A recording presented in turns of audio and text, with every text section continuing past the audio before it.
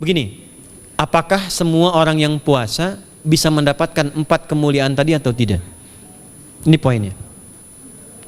4 itu kalau digabungkan jadi takwa namanya. Singkatnya, apakah semua orang puasa pasti bertakwa? Ya, tanya-tanyakan Al-Quran. Apa jawaban Allah di Al-Quran? Dijawab langsung di ayat Siyam. Al-Baqarah ayat 183. Ya ayyuhalladzina amanu kutiba alaikumus kama kutiba alal ladzina min la'allakum. Nah, kalimat tattaqun itu diawali dengan kata la'allakum. La'alla itu namanya harfut taraji. Saya ulang ya, di ilmu nahwu la'alla disebut harfut taraji. Al-Imam As-Suyuti berkomentar begini.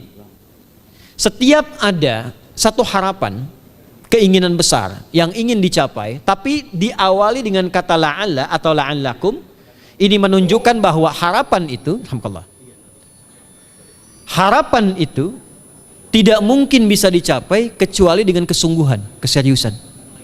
Jadi ketika Allah menutup kalimat puasa, ayat puasa dengan kata la'allakum, seakan memberi kesan tidak semua orang puasa akan mendapatkan kenaikan takwa dan jaminan 4 kemuliaan tadi kecuali orang yang serius puasanya, orang yang sungguh-sungguh puasanya. Karena itulah, untuk menunjukkan kesungguhan itu, bagian terakhir kita, Nabi memberikan 3 amalan utama. Saya akan bacakan dengan cepat 3 amalan utama yang dikuatkan oleh beliau kepada para sahabat sebelum tiba Ramadan, dan sampai sekarang menjadi kurikulum Ramadan Nabi. Jadi kalau ibu bapak ingin mengeluarkan kurikulum Ramadan Nabi, nanti bikin agenda saat Ramadan, ya, supaya nggak pusing nanti. Kalau masuk hari pertama apa yang dikerjakan, hari kedua apa yang dikerjakan, subuh apa, siang apa, sore apa. Cuman nanti saya berikan 3 yang pokok ini. Ada 3. 1, meningkatkan sholat. Saya ulang ya, meningkatkan apa? Sholat. Kalau meningkat secara singkatnya berarti bertambah dari yang sekedar fardu, tambah dengan apa? Sunnah. Maka dari sekarang keluarkan semua jenis sholat-sholat sunnah. Keluarkan dari sekarang apa saja, siang dan malamnya. Yang rawatib, ada berapa rawatib? Rawatib 12. Ya, rawatib itu yang melekat dengan sholat fardu dan menentukan untuk memperbaiki sholat fardu.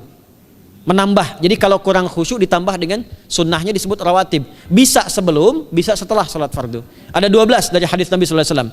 Man shalla isnatai asyrata raka'atan, siapa yang sholat 12 rakaat fi yaumin wa lailatin, yang mengiringi sholat fardu siang dan malam, ya, bunyalahu bihinna baitun fil jannah, maka akan dibangunkan baginya satu rumah di surga kalau konsisten menunaikan 12 itu sampai meninggal dunia.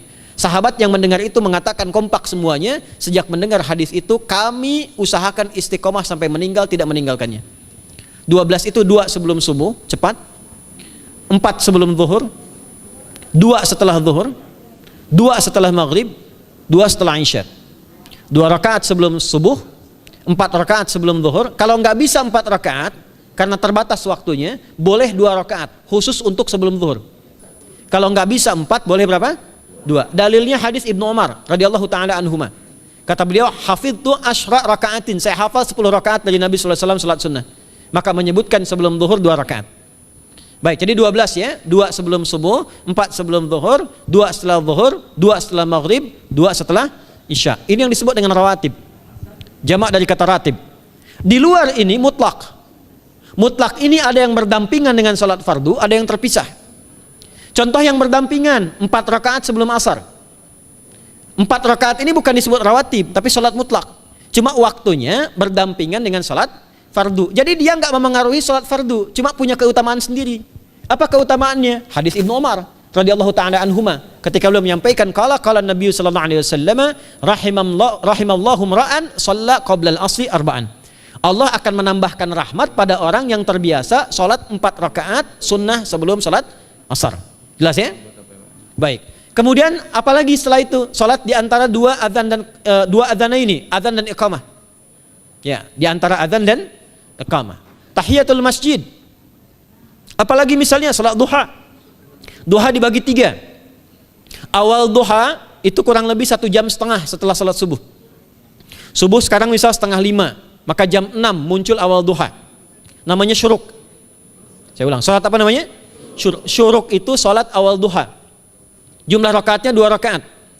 Man shalal ghadata fil jama'ati thumma yaqudu yadhkurullah subhanahu wa ta'ala fa yusalli rak'ataini fa kana alaihi ka ajri umratin wa hajjin, ya ka ajri ummatin wa hajjin tamatan. Siapa yang salat subuh 2 rakaat dengan berjamaah, ya, dan umumnya kalau berjamaah bisa ke masjid di masjid.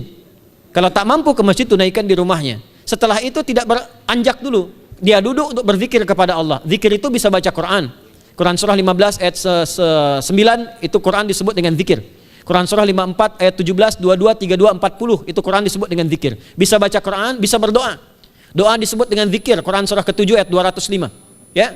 Bisa dengan apa lagi? Bertafakkur, ya, mengaji, ta'lim, itu disebut dengan zikir. Ali Imran ayat 190 191. Alladzina yadhkuruna Allaha qiyaman wa qu'udan wa 'ala junubihim wa yatafakkaruna fi khalqis samawati wal ard. Ya, disebut dengan zikir. Bisa bertasbih.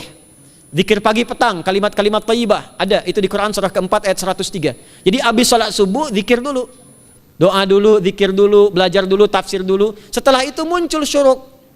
Perjalanannya disebut isyraq, melewati masyrik, 1 tombak bayangan, dia salat 2 rakaat, itu pahala salatnya senilai haji dan umrah. Sempurna. Bukan sudah haji, bukan. Mau kemana? Ibu mau haji dulu? Tidak. Ya, hajinya nanti bulan Dzulhijjah. Tapi senilai haji dan umrah itu 2 rakaat. Awal duha disebut apa? Syuruk. Pertengahan duha sekitar jam 9 jam 10. Jumlahnya 2 sampai 4 rakaat. Ya, 2 sampai 4 rakaat. Apa fungsinya? 1, mengganti seluruh zikir yang ada dalam tubuh kita. Mata berzikir, telinga berzikir, lisan berzikir, bisa diganti dengan 2 rakaat duha. Itu waktunya pertengahan duha. Kurang lebih dari jam 8, 9, 10 lah, kurang lebih 3 jam itu, ya. Yang kedua, bisa menghambat atau menghentikan, menahan satu musibah umum. Misal ada kebanjiran nih atau macet nih. Orang-orang kena macet. Bapak yang biasa sholat duha pertengahan itu tiba-tiba ditolong oleh Allah, dibebaskan. Tiba-tiba ada orang datang, Pak lewat sini di sana macet. Atau dibimbing ada kontraflow. Itu manfaatnya duha tuh. Yang pertengahan. Yang terakhir adalah akhir duha. Sekitar jam 10 sampai jam 11 menjelang ke zuhur. Ya, akhir duha itu jumlahnya dari 2 bisa 4 sampai 8 rakaat. Di antara manfaatnya bisa mempermudah datangnya rezeki dengan izin Allah Subhanahu wa taala ketika ikhtiar. Itu duha. Nanti ke malamnya silahkan tahajud, tingkatkan tarawihnya sampai ditutup dengan witir. Itu salat. 2 yang terakhir saya cepat, 2 yang terakhir adalah banyak berinteraksi dengan Al-Qur'an. Ada 3 caranya. 1, banyak membaca. Itu namanya qiraah. Silahkan Bapak Ibu siapkan dari sekarang, targetnya khatam misalnya 1 kali berapa juz? 30 juz. Kalau mau gampang bagi 30, berarti 1 hari berapa? 1 juz. Paling gampang lagi supaya nggak capek ngajinya, supaya nggak capek, bagi 1 juz 5 waktu sholat. Contoh, juz pertama itu Al-Baqarah plus Al-Fatihah. Al-Fatihah saya nggak hitung lah karena sudah hafal ya. Al-Baqarah itu 141 ayat, juz pertama. Bagi 5, 28. Jadi setiap ketemu waktu sholat, bagi 2 lagi, 28 bagi 2 berapa? 14. Sebelum sholat baca 14 ayat, setelah sholat baca 14 ayat. Itu 14 ayat tuh paling-paling nggak nyampe 5 menit Bu, Pak. Kalau investasi 10 menit setiap waktu sholat, bagi 2 kita baca 14 ayat, itu insya Allah selesai Ramadan khatam Quran. Itu udah rumus. Ya, tidak cukup dengan amin, siapkan dari sekarang. Siapkan. Ya. Ya. Kemudian mengkaji, kajian, tilawah. Itu tilawah itu di hadis Muslim pahalanya banyak. Ya, majtama'a qaumun fi baitin min buyutillahi. Ya, kita ngajinya Quran hadis ya, biar ya, lebih kuat dalilnya. Majtama'a qaumun fi baitin min buyutillahi yatluna kitaballahi wa yatadarasuna fima bainahum. Ya, siapa yang bisa tilawah Quran, ngaji, tafsir, keluarkan misalnya untuk Ramadan 10 hari saya pengen tahu Al-Fatihah. Itu ketika dilakukan punya 4 keutamaan. 1, ghasyiyatuhum rahmah. Selama ngaji rahmat Allah dibentangkan. Kalau pengen doa cepat dikabulkan, kalau istighfar diampuni. Yang kedua, awas ini nazalat alaihimus sakinah, diberikan ketenangan dalam jiwa. Bapak Ibu pengen di rumah tangga nyari sakinah, isi dengan Quran di rumah. Amalan terakhir infak. Ya, hadisnya dari Ibnu Abbas, an Ibnu Abbas radhiyallahu taala anhuma, qala, ya, beliau mengatakan kana Nabi sallallahu alaihi wasallam ajwadan nas wa ajwadu ma yakunu fi Ramadan. Adalah Nabi sallallahu alaihi wasallam itu orang yang sangat luar biasa dermawan dan lembut. Dan bertambah dermawan lagi ketika tiba Ramadan. Apa yang dilakukan Nabi? Mensupport sahabat, siapapun yang punya anggaran untuk infak, disiapkan sebelum Ramadan. Jangan berpikir banyak Bu. Yang penting ada anggaran, 30.000 nggak ada masalah. Setiap hari 1.000, tidak harus uang, makanan. Pernah dengar hadis ini nggak? Siapa yang memfasilitasi bukaan orang puasa walaupun dengan sebiji kurma dan sehirup air, maka dia mendapatkan pahala seperti orang puasa itu tanpa dikurangi sedikit pun. Ada? Hadisnya sahih di At-Tirmidzi. Tapi bukan berarti nyari kurma ke Tanah Abang setiap hari satu. Terus minumnya satu sedotan aja ganti-ganti. Ya, maksudnya apa? Yang paling minimal kita bisa keluarkan. Itu pahalanya 700 kali lipat dikali 10. Paling standar. 700 kali itu standar biasa di hari ini. Dalilnya Al-Baqarah ayat 261 yang dibacakan Adinda tadi kita itu. Ramadan kali 10 lagi. Maka dari itu disiapkan dari sekarang untuk infak. Kalau kami di desa itu, ibu saya selalu kalau Ramadan itu RT-nya setiap rumah. Ini untuk bukaan hari ini rumah A, rumah B, rumah C. Bukaan besok rumah A, rumah B, rumah C. Boleh tuh di PWM Pak dipraktikkan. Ya, misalnya anggota perserikatan siapa dikasih kesempatan. Mungkin nanti yang lain kurmanya, yang ini misalnya jeruknya, yang ini ininya. Setiap ada bukaan ya kirim ke yatimnya, ya kemudian ke pondok-pondok asuhan Muhammadiyah yang tadi disebutkan sekian ribu itu, cari pahala. Ya, saya kira itu yang bisa saya sampaikan. Sampai dengan batas waktu yang diberikan, semoga bermanfaat dan semoga Allah Subhanahu wa taala memberikan kemuliaan kepada kita semua, kesehatan, dan yang terakhir saya ingin sampaikan doa penting. Tolong hafalkan doa ini. Dan ini doa yang diajarkan Nabi menjelang Ramadan. Supaya mendapatkan kesehatan, kekuatan, keselamatan untuk beribadah saat Ramadan. Hadisnya di At-Tirmidzi nomor hadis 3254. Qala, langsung saja qala Nabi sallallahu alaihi wasallam. Allahumma ahillahu alaina bil yumni wal iman was salamati wal islam rabbi wa rabbukallah.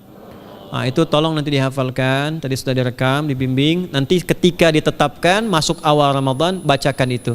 Ya Allah, anugerahkan awal Ramadan kepada kami dengan ketenangan, kedamaian, kekuatan iman, keselamatan, sehat, nggak sakit sampai selesai puasanya, diberikan kekuatan untuk ibadah dalam keislaman dan diikhlaskan hanya karena Allah Subhanahu wa taala. Subhanakallahumma wa bihamdika nasyhadu an la ilaha illa anta nastaghfiruka wa natubu ilaik wa akhiru da'wana anil hamdulillahi rabbil alamin wal 'afu minkum fastabiqul khairat. Assalamualaikum warahmatullahi wabarakatuh.